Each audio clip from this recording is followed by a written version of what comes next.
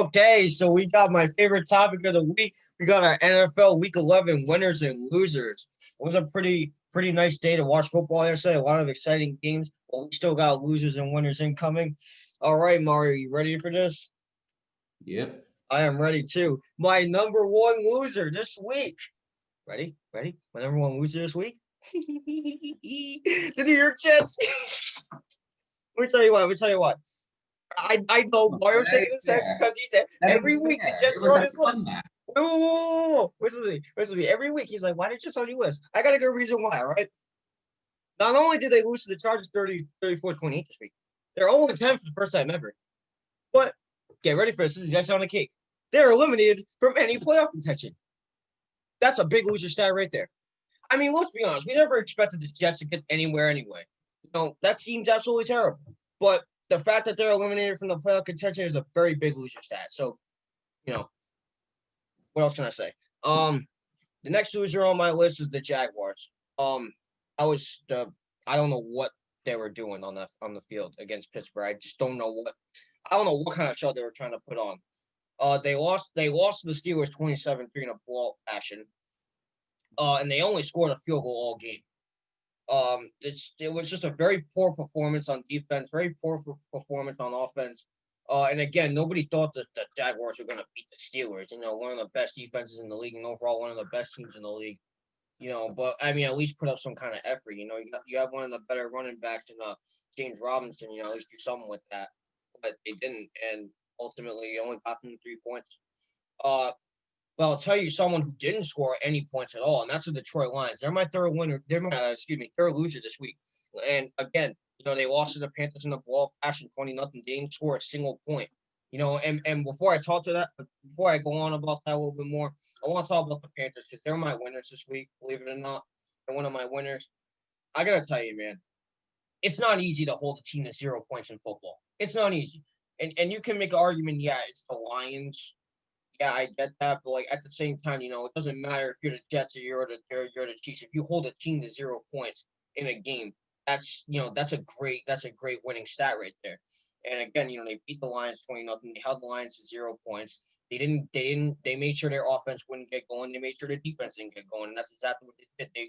They stayed in Carolina knowing, oh, we're on a 5-game losing streak. We gotta snap that losing streak. And they did it. And they did it in a good fashion, 20-0 win. Kudos to my Panthers, and as for the Lions, you better fix that because scoring 0 points in a game is not good. That's not a good thing. That's not a good thing to go on your resume. Now, before I get Yeah. on to my winners, Well, before I get wait. on my winners, I gotta hold Let on, me hold touch on. up on because you had the Lions as a loser, right? Yeah, Yeah, I had them as a loser too. So let me just touch up on all that. right, Yeah, this is bad. Like that was important for the Lions, and it was yeah, important because this was a game where like the NFC North, like that for second place is kind of clinching up, and the Lions that was a game where they could have won and they could have took second place above the Vikings, but they lost 20-0. I didn't expect the Carolina Panthers to win. I didn't know I was going to expect out of PJ Walker, but he did what he was supposed to do.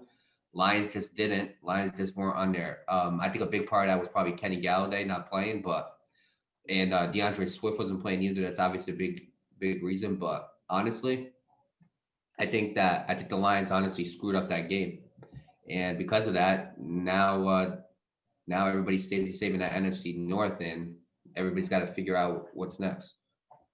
yeah. I agree. I mean, like you said, you didn't expect the Panthers to win. Obviously, I did because that's my team. I gotta root for my team no matter what. So kudos to the Panthers for winning, and as for the Lions, you gotta fix that because that's not a good look. You know what I mean? Um, I before I get to my winners real quick, I want to go ahead and get to my I want to go ahead and put in a bonus loser. I want to put in the Baltimore Ravens in here, and I'm gonna tell you why. All right, they didn't play a bad game last game. All right, they lost in overtime. I'll come to second. But the Ravens are not playing like the Ravens. And if I'm a Ravens fan right now, I would start freaking out right now because this I got team is not playing up to expectations whatsoever. The defense is crumbling in front of them. Their offense is crumbling.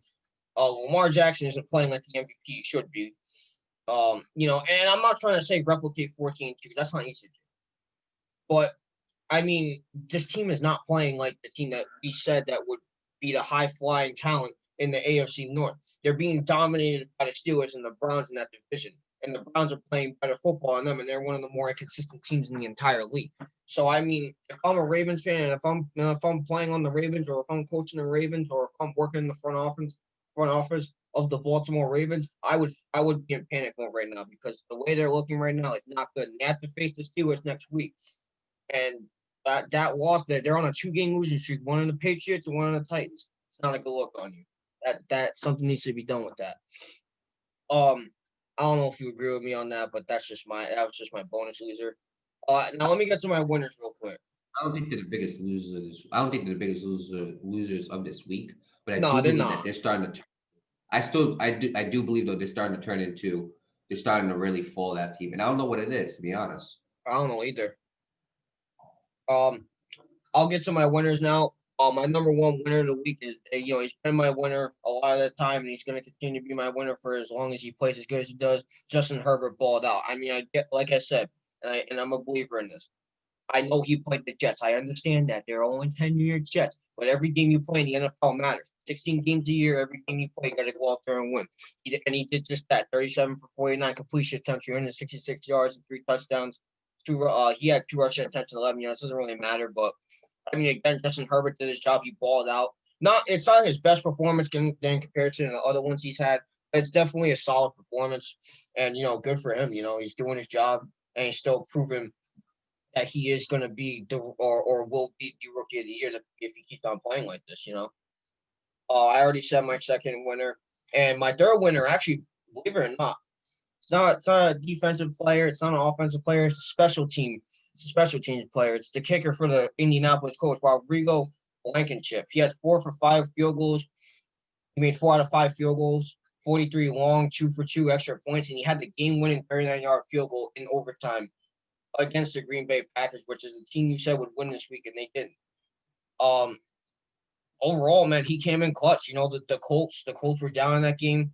They needed a couple of field goals, and he made those field goals, and especially that crucial one in overtime. They needed him to make that field goal, and he made the field goal, and he won the game for the Colts. So kudos to him, man. Damn, you just had to say that I lost. I lost that one, huh? You just had to say it. Yeah, and the Colts played a good game, though. They really did. Yeah, that They was a played, really good game. credit to them. All right, so I'll do this. So I'll list my losers first. So my first loser I got on this list was Jake Luton. He was the quarterback for the Jacksonville Jaguars. He goes 16 for 37. That's under 50% completion. 4 interceptions, no touchdowns, and that is a big reason I think why the Pittsburgh Steelers won. Let me tell you something. 4 interceptions, right? 2 players on the Pittsburgh Steelers that had 2 interceptions. I believe it was Fitzpatrick and Terrell Edmonds. I believe those were the 2 guys. I'm gonna double check right now, but I just want to say, as a quarterback in the NFL, there's no excuses. You should not be throwing 4 interceptions with no TDs. And honestly, this is probably karma for the Jacksonville Jaguars. To going back a few years ago when Ben Roethlisberger threw 5 interceptions against the Jacksonville Jaguars. So this is probably karma for them. But when you get 4 interceptions out of your quarterback without a single touchdown, then you gotta rethink something here, man, because that's just unacceptable. That's terrible. It is, and everybody has a bad game. I understand that, but that is the reason why you're a loser of the week. And it was Minka Fitzpatrick and Terrell Edmonds, and credit to them, but like that's just unnecessary. It really is. It really So is, yeah. that might be the biggest loser this week. We already mentioned the Detroit Lions, so I'm not going to go back to it. I just wanted to say that they just didn't play a good game, and because of it, they had a chance to leap into second place in the NFC North, and they didn't do it. They failed to do it, just like the Vikings failed to extend that lead in the NFC North. It's just like the Green Bay Packers failed to, they're still in the lead and they're still in first place, but they failed to, widen that gap between first and second place. And lastly, I have Matt Ryan as a loser. He went 19 for 37, 232 yards, but he had 0 TDs with 2 picks. And the Saints defense made it absolutely tough on him. I think that game they kept hitting him. They didn't give him any. They didn't give him any receiving targets, basically. And it was tough to watch that game, man. It was tough to see the Saints defense do Matt Ryan like that. And I mean, I don't know what else I could say, man. Like that was just a bad game by Matt Ryan. You could tell he was really pressured out there, and you could tell they were really making it tough on him. And I want to add one bonus loser, just like you did. And here's the reason why I'm gonna add him, because I decided, you know what, let me pick this dude up on fantasy because my starting running back got hurt, and DeAndre Swift. I was like, you know what, let me get his backup, considering his backup might do good. Maybe I'll have a little bit of magic in him this week. No, no, no. I cannot believe this guy had it. Adrian Peterson, bro. Adrian Peterson. I cannot believe this dude. I cannot. I seriously cannot believe this, bro. I really can't. How does this dude get 7 rushes, 18 yards? The whole game. Really? Hey, First of all, hey, you never know. Maybe if they gave him another 3, maybe he could have had, like, I don't know what he could have had. But all I'm saying is, that's, in my opinion, that's my bonus loser right there. Adrian Peterson. That is unacceptable. Unacceptable. listen, guys, it's unacceptable, but he's putting him as a bonus loser because he was supposed to beat me in fantasy this week, and he lost to me. So GG's. It's not even that. It's good. He had one receiving target, right? Caught the ball cleanly and then dropped it like, I'm sorry, but I think Adrian Peterson, I think he's on his last. I think he's got 1 foot out the door. I think he's got 1 foot out the door. I don't think he's the same Adrian Peterson that he used to be. You know, everybody talks about it saying, oh, he's still got the no, he's not. No. That's what you're wrong. I don't think he's the same Adrian Peterson. I love Adrian Peterson. That's my favorite player of all time. But I do not think he is the same Adrian Peterson. He's not the same Adrian Peterson from last year. He's not the same Adrian Peterson 2 years ago, 3 years ago, 4 years ago, 5 years ago, 6 years ago, 7 years ago. He's not the same guy. So I think after this year, it might be retirement for Adrian Peterson. So that's my bonus loser. Let me get to my winners, okay, before I get angry. So, first winner. Now, I knew you were gonna pick Justin Herbert, and that's why I said let me get his buddy. Let me get Keenan Allen. Keenan Allen played his butt off. Keenan Allen played really good. He had a career high of 16 receptions for 145 yards, and he had a touchdown with that too. And Keenan Allen was obviously a big reason why the Chargers won this game, because if Keenan Allen didn't have that type of game, we might be looking at the Jets' first win. And then we would have had to put the Chargers as losers because they lost. But Keenan Allen and Justin Herbert balled out. Then Keenan Allen's obviously a winner. And you know what? I thought this haircut that Justin Herbert had, I thought that was going to turn him. I thought he was going to go through some type of thing, you know? I thought it was going to be like some type of curse, you know, the long hair is gone. But, hey, Justin Herbert still balled out. He had one of his best games of the season. Keenan Allen definitely had his best game of the season. And so credit to Keenan Allen. Don't think you should do long hair. Don't care.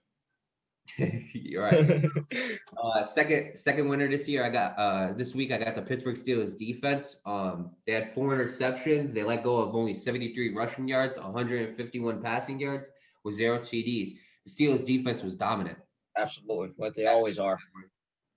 Yeah, I mean, a few years ago they weren't. A few years ago the Jaguars had their number, but like, hey, a few years ago a lot of stuff has changed. It's not the same team in Jacksonville. So, credit to the Pittsburgh Steelers defense. You know, I mean, we already know they were a great defense, but I think this has been one of their best defensive performances of the year. And because of their defense, they're now 10-0. Absolutely, and credit to the Pittsburgh Steelers defensive coordinator, because I don't think he gets enough credit. I think he's done very good with this defense. And third, I got Deshaun Watson. Deshaun Watson went 28 for 37. He had 344 yards, 2 passing TDs, and 1 rushing TD. Yeah, I think Deshaun Watson had a really good game against the Patriots. You know, Patriots are coming off they're coming off a wave after they beat the Baltimore Ravens. And honestly, I thought they were going to ride that wave. I thought Bill Belichick was going to have a little bit of magic and start getting on like a nice little winning streak and kind of slowly leading the Patriots up to maybe a wild card. But Deshaun Watson said, not so fast. Let me just take that flame and blow it out. And because of that, Texans ended up winning 27-20. Let me tell you something about Deshaun Watson. I love this man. Let me tell you something. Deshaun Watson is a perfect example of a quarterback that's in the top 10 that doesn't even need to win a game. And here's what I mean by that. I'm not saying he doesn't have to win a game, but what I'm saying is the Texans are a mess. All right, the Texans are – I don't know what the hell Bill O'Brien did to that team. I don't even want to know. He messed that team up before the season even started, and I just did not expect anything out of the Texans. Let me tell you something. At least they kept Deshaun Watson. At least they locked him up because this man, in my opinion, is still a top 5 quarterback. I don't care what anybody says.